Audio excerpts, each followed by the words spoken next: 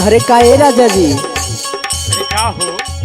कहिया से हम तोरा के कुछ कहले रहली। याद ना बा हो, का कहले रहलू? सुना, आज कल कही के तू हमके फुसलैला। हमके फुसलैला हो, हमके फुसलैला, हमके फुसलैला हो, हमके फुसलैला। आज कल कही के तू हमके फुसलैला, कहे ना लैला, कहे ना लैला, हमके झिंगावा मछरिया कहे ना लैला। हमके झिंगावा मछरिया काहे ना लैला, हमके झिंगावा मछरिया काहे ना लैला।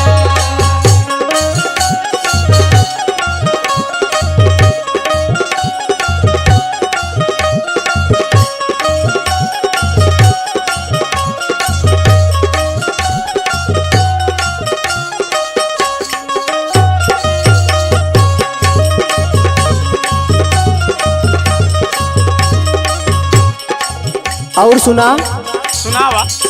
जब जब तोह से हम कहिला सजनवा, कहिला सजनवा हो, कहिला सजनवा, कहिला सजनवा हो, कहिला सजनवा। कवनो न कवनो तू करेला बहनवा। करेला बहनवा हो, करेला बहनवा हो, करेला बहनवा हो, करेला बहनवा। जब जब तोह से हम कहिला सजनवा, कवनो न कवनो तू करेला बहनवा। झूठे रोजे रोज जाला खाली तू बजरिया। खाली तू बजरिया हो, खाली तू बजरिया, खाली तू बजरिया हो, खाली तू बजरिया।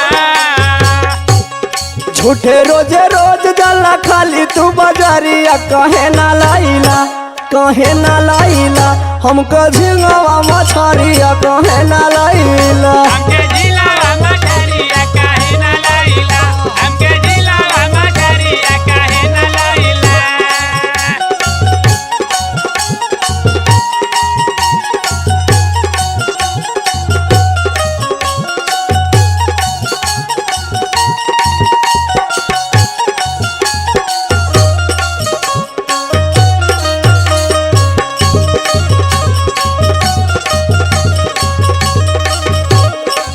और सुना, सुनावा।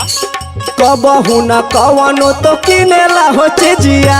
किनेला ना चिजिया हो, किनेला ना चिजिया हो, किनेला ना चिजिया हो, किनेला ना चिजिया।